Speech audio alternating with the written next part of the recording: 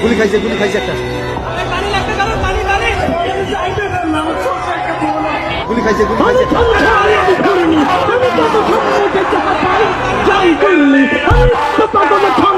আমি আপনার দলে নেচে যাই, আমি আনন্দ, আমি হাম্বি, আমি ভয়ানক, আমি হিন্দল, আমি চলো চঞ্চল চমকি চমকি